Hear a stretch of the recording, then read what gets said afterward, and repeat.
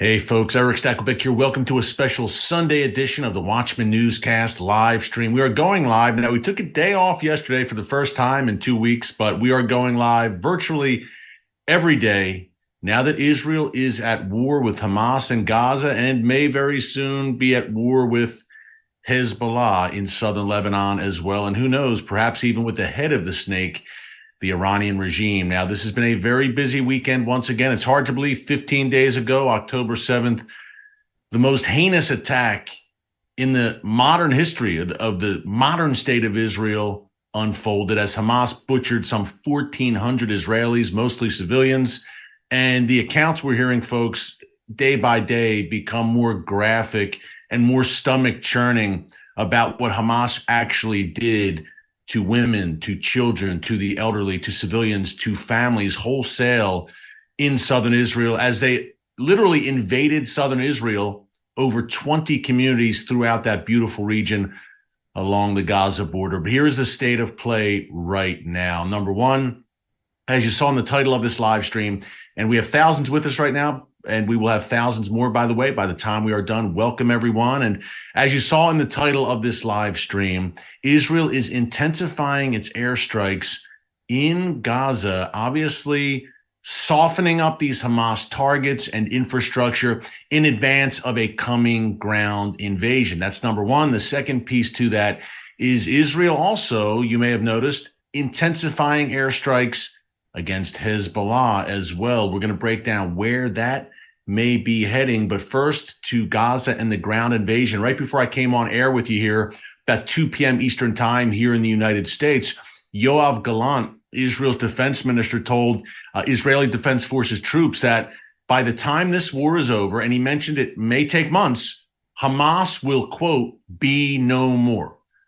Now, this is very important because, folks, we're hearing this kind of rhetoric out of Israeli leaders, both on the political end and the military end as well. And it is appropriate to have that as your goal, the complete destruction and elimination of Hamas once and for all. And I believe Israel will do that, will carry through. The only issue is the pressure right now being felt by Israel from the Biden administration. We're hearing more and more reports that the Biden administration is doing a few things. Number one, it's telling Israel to delay its ground invasion of Gaza because of the hostage situation there. Now, on one hand, folks, look, everyone wants to get the hostages home. There's at least 208 hostages still held. We had 2 Israeli Americans released, a mother and a daughter, on Friday by Hamas. Everyone wants to get the remainder of the hostages home. We don't know their state right now. If some of them are dead, God forbid, we just don't know. There are several, not only Israelis, but several foreign nationals, again, including several Americans, who were taken captive of Hamas and dragged into the bowels of hell in these tunnels beneath Gaza. So on one hand, understandable completely that nations want to get their citizens back from Hamas's clutches. But a word of caution here, and a major one. Hamas right now is playing the PR game. They are propaganda masters. Over the years, as we've documented here in the newscast, Hamas has used time and again civilians as human shields. And then when those civilians, sadly and predictably, are killed, Hamas beams those images around the world and says, look what Israel did. So that's one thing to bear in mind when it comes to Hamas's game with civilians. The other part to this is, look, Hamas is using these hostages clearly as bargaining chips, and the Biden administration seems to be falling for this and seems to be thinking perhaps that Hamas is rational, and they are rational in their own way. But when it comes to an approach to Israel, an approach to the United States, it's a completely irrational, demonic hatred that Hamas possesses. So my message to the Biden administration is, don't be drawn in and hoodwinked because Hamas released 2 hostages. Is Hamas going to draw this out and say, well, we'll release 2 hostages per week? And then is Israel supposed to delay more and more and more? And the weeks go on. And what happens? I mentioned this on the live stream the other day, folks. Does Israel lose momentum? Look, it's already 15 days. I think most of us right now on this stream presumed that Israel would very likely have launched the ground invasion by now. Certainly that's the kind of the rhetoric and language coming from Israeli leaders. But is Hamas seeking to stretch this thing out, dangling as a bargaining chip. And I hate to even use that term, but it's what they're doing, the hostages, and telling the world, look, if Israel invades, there's no telling what may happen to these hostages. But if Israel does not invade on the ground, perhaps out of the goodness of our hearts, we'll let some more of these hostages go. And it seems to me that Western leaders are taking the bait, surprise, surprise, taking the bait and saying to Israel, hey, hold on, hold off more on that ground invasion. We may get more of our people back. On one hand, I get it completely. On the other hand, put yourselves in Israel's shoes, folks. The Israel Defense Forces, you have over 300,000 reserve soldiers, along with regular soldiers, poised not only on the border of Gaza, but the border of Lebanon as well. And they are ready. I've spoken to some of them on the ground. I have friends on the front lines right now. I just spoke to one this morning who's heading to the front lines of Gaza. He texted me and said, Eric, I'm going. I said, I'm praying for you. Godspeed. And let God go ahead of you and the Israel Defense Forces here. But eventually, folks, when you're sitting around for weeks and weeks, it has an effect on morale. Ask any soldier. It has an effect on morale. It affects momentum. And then on the other hand, you have world opinion intensifying against Israel. And the world predictably, and we laid this out on the live stream, we knew it was going to go in this direction. The world, in the wake of October 7th, in the wake of a genocidal mini Holocaust, a massacre perpetrated by Hamas, was very sympathetic towards Israel and said, Israel, you need to do what you need to do to strike back and destroy this demonic entity known as Hamas once and for all. And as the time goes on, the world gradually but steadily reverts to its default knee-jerk anti-Israel stance. And all of a sudden, it's not about the 1,400 mostly civilian Israelis who were massacred in completely graphic horror movie fashion. It's more and more about Israel. Now, you must come to a ceasefire. You must open up a humanitarian corridor. We are concerned about civilians in Gaza. Look, everyone's concerned about civilians in Gaza. But let's not take our eye off the ball of the larger issue here, that Israel was attacked by a genocidal organization of modern-day Nazis that wish its destruction. And if this genocidal organization is not crushed, it will do it again, or at least attempt to do it again. That should continue to be the main conversation piece in this whole issue, in this whole affair. But it's not. And world opinion, as you see, folks, yesterday, 100,000 people in London marching against Israel and in support of Hamas. And you may say, no. These are just supportive rallies for the people of Gaza, the Palestinian civilians. No, they're not. These are pro-Hamas rallies unfolding across the UK, across American college campuses. We had riots in New York City last night, thousands of people in the streets fighting with New York City police officers, pro-Hamas rallies. The barbarians are not just at the gates. They are clearly inside the gates.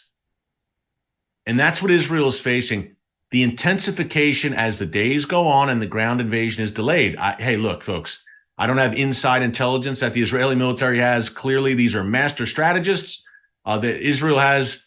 According to U.S. News and World Report, a report released earlier this year, Israel has the fourth most powerful military in the world. These are very smart people. They know what they're doing.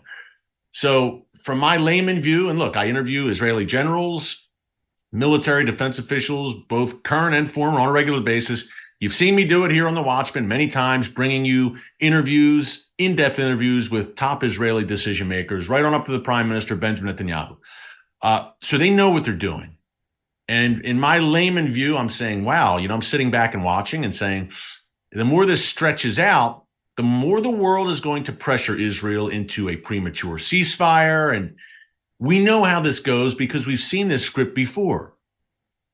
We shall see. But if the Biden administration is indeed restraining Israel, that's a big problem, folks. And we cautioned this on the live stream over the past several days. Joe Biden, in public, key point there, in public since October 7th, for the most part, has said all the right things. He stayed to a pro-Israel line. He said yesterday, I am a Zionist. I mean, in normal circumstances, you would applaud and say, wow, he's really taking a stand for Israel. My concern is not the public statements, which by and large have been extremely supportive of Israel. My concern is what's going on behind the scenes and the pressure being put on by he and Anthony Blinken, the U.S. Secretary of State. That is a major point of concern on two fronts. We mentioned delay the Gaza invasion, that front. And secondly, Lebanon, southern Lebanon. Again, more and more reports are emerging that the United States is attempting to restrain Israel from striking Hezbollah in Lebanon in a more forceful way. Now, some Israelis I speak to are saying, look, we think this is a golden opportunity to not only crush Hamas, but to crush Hezbollah as well. And we've talked about this, folks, over the past several days, the intensifying of Israel's strikes against Hezbollah in southern Lebanon. And by the same token, Hezbollah strikes against Israel as well. Hezbollah continues to fire these anti-tank missiles at communities across northern Israel. Now, as we reported here on the live stream on Friday, some 28 of those beautiful communities, Israeli communities in northern Israel, have been evacuated. Now, Kiryat Shimona, a town of 20,000 plus, was evacuated on Friday as well. And now yesterday, the IDF announced 14 more Israeli communities in northern Israel near that Lebanon border, Hezbollah land, have also been evacuated. That brings the total to close to 300,000 Israelis overall who have been evacuated in southern Lebanon and along the Gaza border. So clearly, Israel, if it wants to proceed in that way, could strike Hezbollah and strike them hard and perhaps eliminate two existential threats simultaneously. Certainly, there are many in Israel who feel that way, who are saying Hezbollah, it's basically a state of war right now. These are not just border skirmishes. For instance, Israel today, Sunday, October 22nd, has carried out some 5 strikes against Hezbollah cells along that Lebanon border. Folks, that's a lot. That's not just a border skirmish. And some 17 Hezbollah members have been killed by Israeli strikes over the past week plus. And in return, Israelis have been killed as well. Hezbollah, by the way, key point, has initiated each of these altercations along the Israel-Lebanon border, and it's Israel responding each time. Again, because Israel is, it seems, fighting with one hand tied behind its back in the north, as the West, in particular the U.S., are pressuring Israel, don't strike Hezbollah, because if you do that, it will expand the war. Well, guess what? The war is very likely going to expand anyway, I'm sad to say, as Iran's entire ring of fire that surrounds Israel on all sides ignites. We've seen signs already. Obviously, Gaza's on fire. Southern Lebanon, the uptick. I just mentioned what's going on there. In Yemen, on Thursday or Friday, we reported on this last week, that barrage by the Iran-backed Houthi rebels in Yemen that we talked about late last week on the live stream, firing cruise missiles and drones out of Yemen, headed towards Israel. A U.S. Navy warship in the Red Sea shot each and every one down, thank God. But folks, that engagement between the Houthis and a U.S. Navy warship lasted reportedly some 9 hours. So for hours and hours, the Houthis were firing barrages aimed in the direction of Israel, and thank God a U.S. warship was shooting them down in the Red Sea. Now, the Houthis are Yemen, some 1,000 miles south of Israel. You might say, wow, that's a long way. But thanks to the Iranian regime, the head of the snake, the Houthis have the missiles, the rockets, and the attack drones that are able to reach Israel. Think of a beautiful city like Eilat, the southernmost point of Israel, a Red Sea resort. Israel 2 years ago actually moved an Iron Dome battery to Eilat, to that area, because of concerns about the Houthis. So that could be inflamed. And Iraq and Syria. Now, 2 things to mention here, folks. Number one, in Iraq and in Syria over the past several days, a complete uptick in attacks against U.S. assets there. Some U.S. citizens wounded in these Iran-backed Iranian proxy strikes, these Shia militias in Iraq and Syria targeting U.S. soldiers there. Now, number one, there are some 900, I believe, U.S. soldiers still in Syria on the ground, mostly in the eastern part of that country. Probably 2,000 or so in Iraq still. And they're targets. And Iran has made very clear that they are targets, and they're going to up their attacks against the United States. Now we hear today, Defense Secretary Lloyd Austin, the U.S. Defense Secretary, said that the U.S. is expanding its anti-missile deployments, Patriot anti-missile batteries, etc., in the region. No surprise, and a wise move, because again, U.S. forces, I don't want to say they're sitting ducks, but they're there. They're in the heart of the region, and they're surrounded on all sides, quite literally, by Iran and its proxies. So you have a disastrous potential scenario there. So Iraq on fire, Syria overnight. Another big topic here. The title of this live stream says Israel intensifies airstrikes in Gaza, in Lebanon, and in Syria. You might say Syria. We talked about Gaza and Lebanon. Let's dig in. A repeat of last week. Israel once again, overnight, carried out crippling airstrikes against the Aleppo and Damascus international airports. They are shut down once again, folks, and it's not the first time.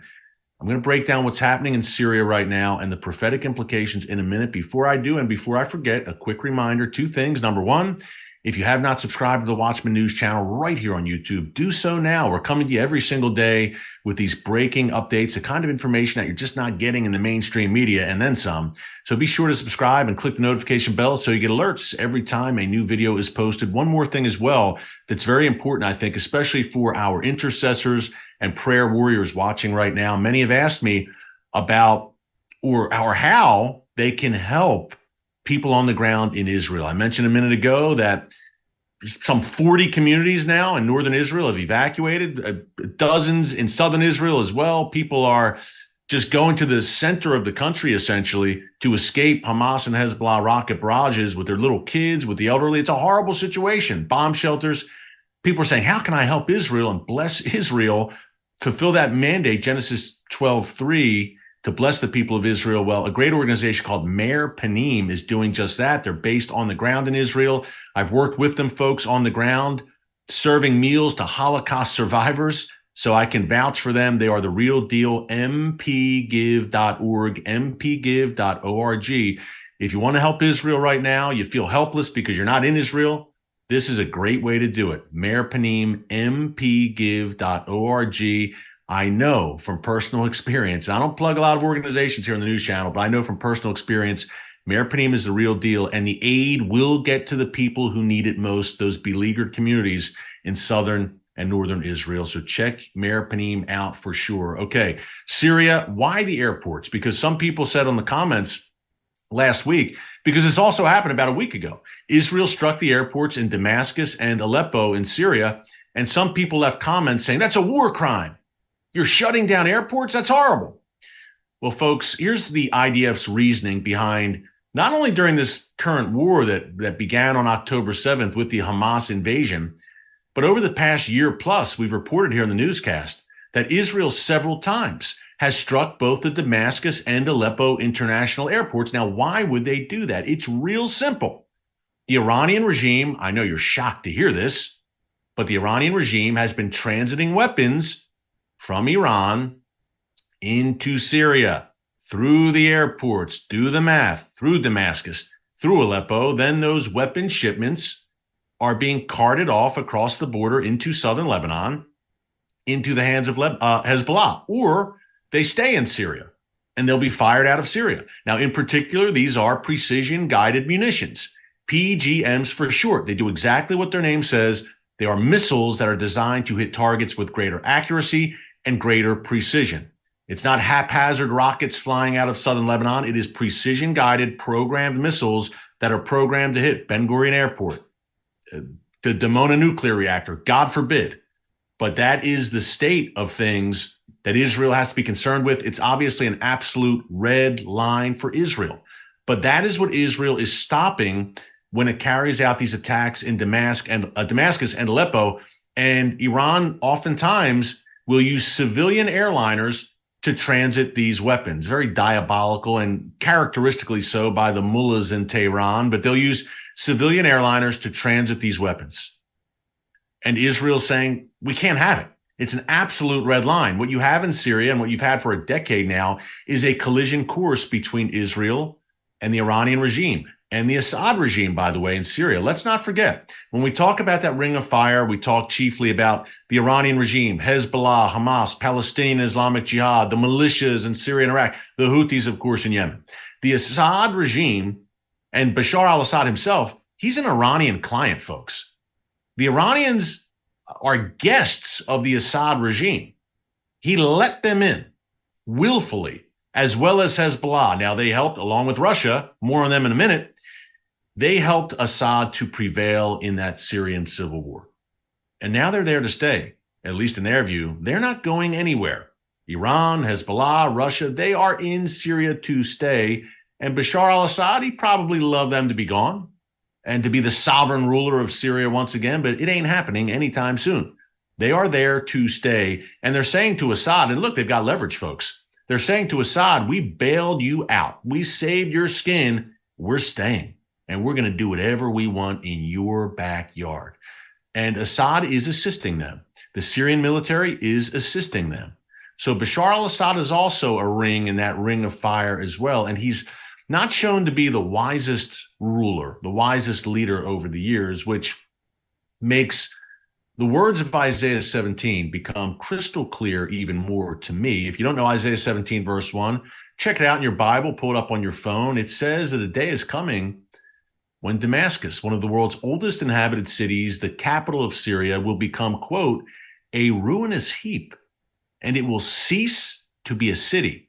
Now, Damascus has been inhabited thousands of years, never completely destroyed, to my knowledge, and I followed this very closely, the history of the region very closely. Even the Mongols did not completely batter Damascus to the ground. And yet, Isaiah 17 suggests that, not only suggests, it states that a day is coming when Damascus will cease to be a city. Now, what do you think? I'd love to get your thoughts right now, folks. Is the groundwork being laid for this right now? Are we seeing birth pangs, tremors here that are eventually going to lead to something larger in Syria? When we talk about the coming Great Northern War, and I've talked about it many times here, we're on the verge of it now. The fighting right now is in the south, but the bulk, the most fierce fighting Israel will engage in will eventually be against Hezbollah in both Lebanon and Syria. Hezbollah, magnitudes more powerful than Hamas, folks, in every way. Foot soldiers, training, arsenal, missiles, rockets, all of it, drones, all of it. A fully funded creation of the Iranian regime. So the fighting is going to be extraordinarily intense to the north. You think it's bad in the south right now? No, it's bad. And it's going to get worse. Continue to pray because prayer works. But what's going to happen in the north is going to dwarf, I believe, what happens in the south. No one wants to see it, but Israel right now is pushed into a corner, surrounded on all sides in almost a pincer movement of sorts by these terror proxies of Iran. And look, Israel is fighting for its existence. So yes, it's going to be necessary eventually. Look, folks, you don't come to this channel to hear me give you sunshine and lollipops and blow smoke and not give you the truth. You wouldn't be here if I didn't. You'd go watch CNN or the BBC. This is no time to mince words. And as for followers of Jesus, and I am most certainly one, we are to be ambassadors of light, ambassadors for Christ, and to tell the truth and to shine a light in the darkness. And we're trying to do that here every day. Part of that is to equip you with the knowledge you need to fight the war of ideas. It's a war of ideas here for us, for those of us who aren't serving the military right now, obviously. It's a war of ideas where it's an ideological war, where we're defending Judeo-Christian civilization. We're defending the values of the Bible. We're defending God's land, the land of Israel. So you need to be equipped when this growing number of pro-Hamas protesters comes at you, shouts you down, and tries to tell you that Israel is a bunch of baby-killing war criminals. You're going to need to be able to respond. When they tell you that they're the Palestinian Palestine, and there is no nation of Palestine, by the way. There's Gaza and the West Bank, which I call Judea and Samaria, the biblical heartland. There is no nation known as Palestine. It doesn't exist.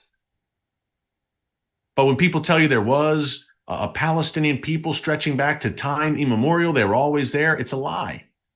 It's not true. There was a Jewish majority in Jerusalem as far back as the 1850s. That's a history lesson for another day. What I'm saying is this. Continue to join us here on The Watchman to have the kind of information that you're not going to hear anywhere else that you need to know for such a time as this. Now, let's go broader here. I've got a few quotes I want to read to you directly, and welcome everyone. Just to give you a shout out if you're just joining us. Another quick mention we need to share with you about Gaza and Hamas, but we want to go broader here and talk China and Russia. Two things first about Gaza. Number one, Israel is reportedly forming a special unit specifically to target each and every Hamas member that was behind the October 7th massacre. What does this remind you of? Obviously, 1972, in the wake of the Munich massacre, Israel's Mossad formed a special unit that tracked down the perpetrators of that horrific massacre at the Munich Olympics and killed each and every one. Israel is forming now reportedly a similar special unit to find everyone who was directly involved in that Hamas massacre on October 7th. Special commando unit. But not just them. Eventually, and again, Yoav Gallant, again, the defense minister said today, Hamas writ large, the entire organization will be no more. So we're holding Israel's leaders to that because it needs to be done. Because, folks, if that doesn't happen, what do you think the outcome will be? If Israel allows Hamas, at the end of this operation, agrees to a premature ceasefire and allows Hamas to live to fight another day, what do you think is going to happen? Iran, Hezbollah, the Houthis, the militias, Islamic Jihad, China and Russia, more on them in a minute, they will become emboldened and they will launch more attacks. They'll say Israel doesn't have the stomach for the fight. They're not up to it. And even worse, the United States is restraining them. They're fighting with one arm behind their back. So this is the time, a golden opportunity to destroy the Zionist entity once and for all. That's what they'll say. If Israel leaves Hamas to fight another day, it is an unmitigated disaster. I believe Israel's leaders, and look, everyone you see in that war cabinet, with the exception of Yoav Gallant, I've interviewed on The Watchmen. I've heard them share their worldview and their knowledge of things and the way they see the world. And the way they see the world is Hamas must be crushed, no doubt. And the way they see the world is eventually Iran and Hezbollah are going to have to be dealt with. And it looks like it's going to be sooner rather than later. Now, we posited this on Friday's live stream. And in case you miss any of our live streams, folks, just check it out here right in our archives under newscast on the homepage. But our friend Joel Rosenberg, who's based in Jerusalem, my TBN colleague, hosts a great show called The Rosenberg Report on TBN. You can check him out on YouTube as well here and also at allisrael.com, All Israel News. Joel said that he believes that right now in that war cabinet, and he had no inside information, but he said, look, based on his reading of things, he would not be surprised one bit if Prime Minister Netanyahu and his war cabinet are discussing crushing not only Hamas, not only Hezbollah, but striking Iran directly as well, those nuclear facilities, and perhaps even Iran's leadership. We know a day is coming when Israel eventually is going to have to deal with Iran's nuclear facilities. That day is coming. It's a question not of if, but when. We know eventually Israel is going to have to deal with Hezbollah. So is the thinking in some quarters of the war cabinet in Israel, let's just do it now. We have over 300,000 men mobilized. The country's on war footing. The country is united. This is the time.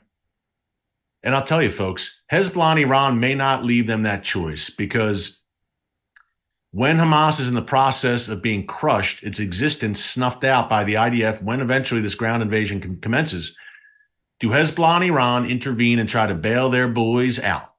Hamas has been a crucial part of Iran's overall strategy against Israel. It's been a thorn in Israel's side, a persistent thorn for years. Does Iran just let that crucial asset go away? I'm not so sure they do. Gaza has been very valuable to Iran and Hezbollah, not only in the physical sense, rockets, missiles, terror tunnels, what we saw on October 7th, etc., but also as a propaganda tool. Iran and Hezbollah and much of the Muslim, the anti-Israel portion of the Muslim world will point at Israel and say, look at what they're doing in Gaza, those war criminals. If that all goes away, hey, again, that's a crucial part of Iran's strategy and the anti-Israel crowd strategy going out the window. So does the Iranian regime, it's not Hezbollah's choice, by the way. Iran's calling the shots.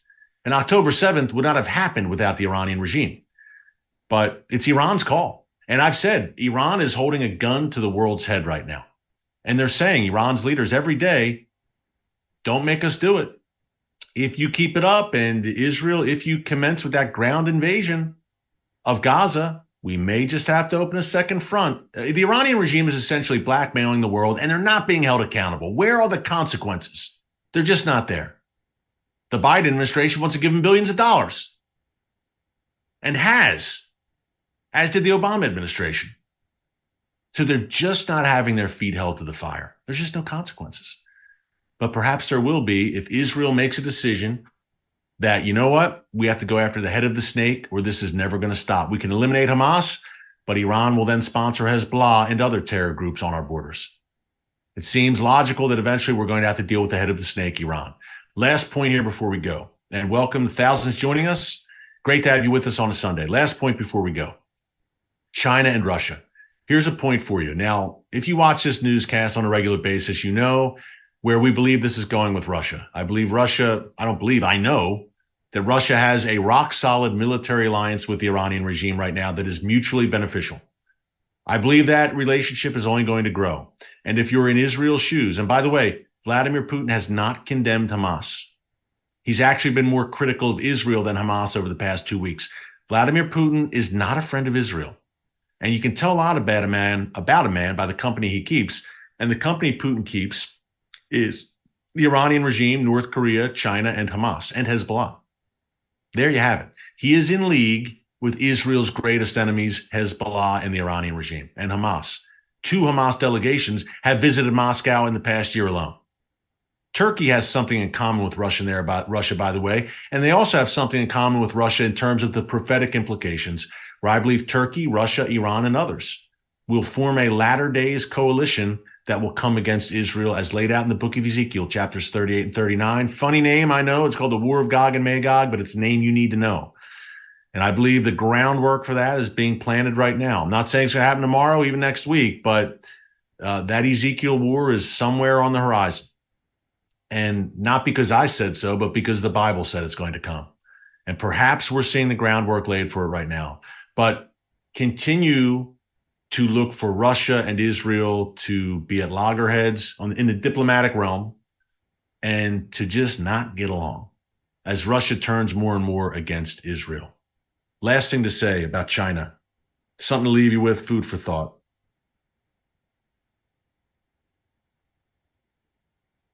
As I'm just going to quote directly here. Pardon me as I look down at my phone. Here's the headline. China deploys, from the Daily Express in the UK, China deploys 6 warships to the Middle East over fears the Israel crisis could spark World War III. The Chinese military has deployed its 44th Naval Escort Task Force to the Middle East amid rising tensions in Israel. It's been involved in routine operations in the region, and it spent several days in Oman last week. And it includes a guided missile destroyer, a frigate, and a supply ship. And Chinese commanders are watching what's happening in Israel right now very closely. Eventually, folks, we know, as we close here, that every nation will be drawn down into the land of Israel, into a valley called Megiddo. And I believe China will be among those nations.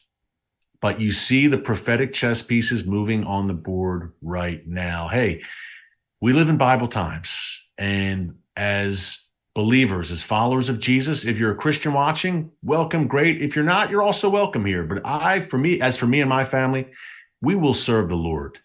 And we are going to continue to watch and be expectant. We're not going to have a spirit of fear, but of power and of love and of a sound mind. And that only comes through that relationship with the Lord Jesus.